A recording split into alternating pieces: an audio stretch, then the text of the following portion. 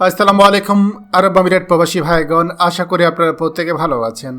আরব আমিরাত জুড়ে পুলিশি ধরপাকড় চলছে। আমিরাতে পুলিশ বা সিআইডি চেকিং থেকে বাঁচার উপায় জেনে নিন। চলুন খবরে বিস্তারিত জেনে নেওয়া যায়। প্রিয় আরব আমিরাত প্রবাসী ভাইগণ, আপনারা প্রত্যেকে জানেন সংযুক্ত আরব আমিরাতে বর্তমানে বাংলাদেশিদের জন্য আপনার ভিসা খুবই লিমিটেড। এছাড়া সংযুক্ত আরব আমিরাত কর্তৃপক্ষ প্রায় 4 মাসের মতো আমাদের প্রবাসীদেরকে আপনার সাধারণ ক্ষমার সুযোগ দিয়েছিল। এই সুযোগের মধ্যে অনেকে বৈধ হয়ে গিয়েছে, অনেকে আবার আমিরাত ত্যাগ করে নিজ দেশে চলে গিয়েছে। এখন এরপরও সংযুক্ত আরব আমিরাতে অসংখ্য মানুষ আছে যারা কিনা অবৈধ।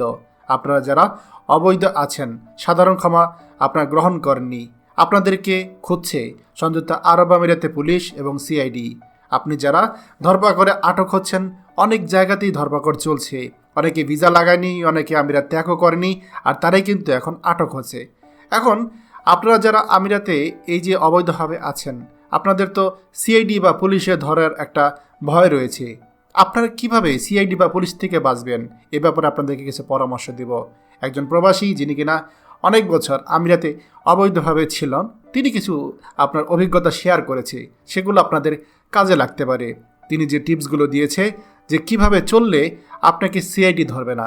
যেমন প্রথমত হচ্ছে অবৈধভাবে থাকা একটা অন্যায়। এছাড়া আর কোনো অবস্থাতেই আরব আমিরাতে কোনো আইন ভঙ্গ করা যাবে না। এই জিনিসটা আপনি মাথায় রাখবেন। যদি নতুন এসে থাকেন তাহলে আরব আমিরাতে আইন কানুন সম্পর্কে খুব ভালোভাবে জেনে নেবেন। কারণ আইন ভঙ্গ করে ধরা পড়লে পুলিশ বা সিআইডি প্রথমে আপনার আইডি কার্ড চেক করবে। যদি দিতে না পারেন তাহলে আপনি সাথে সাথে ধরা। দ্বিতীয়ত, আপনি সবসময় স্মার্টভাবে ভালো পোশাক পরে বাইরে চলাফেরা করবেন। এই জিনিসটা খুবই জরুরি। কারণ আপনি যদি খারাপ কাপড় চোপড় পরে যদি ঘোরাফেরা করেন তাহলে ভাবতে পারে আপনি ভবঘুরে বা আপনার আর্থিক সমস্যা আছে। সেক্ষেত্রে আর্থিক সমস্যা তাদেরই থাকে যারা কিনা আসলে অবৈধভাবে আছে। তো চেষ্টা করবেন ভালো কাপড় চোপড় পরে বাইরে ঘোরাফেরা করার জন্য।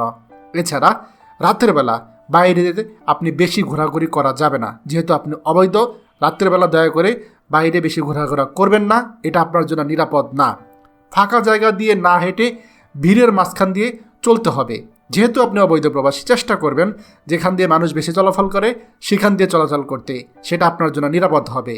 এছাড়া সবসময় জেব্রা ক্রসিং দিয়ে রাস্তা পার হতে হবে, এটা খুবই গুরুত্বপূর্ণ।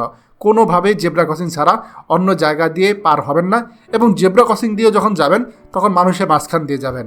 এরপর আরেকটা বিষয় হচ্ছে, বিল্ডিংয়ে প্রবেশের পূর্বে আপনি দূর থেকে চেক করবেন যে গেটের কাছে কোনো সিআইডি চেক করছে কি না।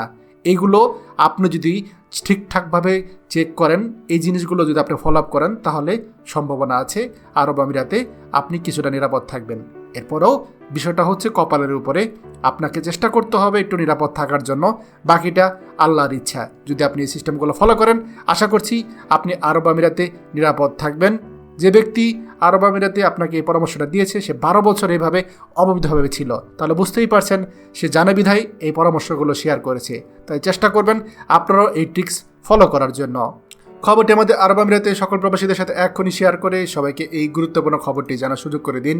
আর আপনি যদি আমাদের এই চ্যানেল নতুন হয়ে থাকেন, অবশ্যই আমাদের চ্যানেলটিকে সাবস্ক্রাইব করুন আরব আমিরাতে সকল গুরুত্বপূর্ণ খবর সবার আগে পাওয়ার জন্য। ধন্যবাদ সবাইকে। আমাদের সকল ভিডিও আপডেট সবার আগে পেতে আমাদেরকে সাবস্ক্রাইব করুন। সাবস্ক্রাইব করতে সাবস্ক্রাইব বাটনে ক্লিক করুন এবং বেল আইকনটি চাপুন, যাতে আমাদের কোনো লেটেস্ট ভিডিও আপনি মিস না করুন।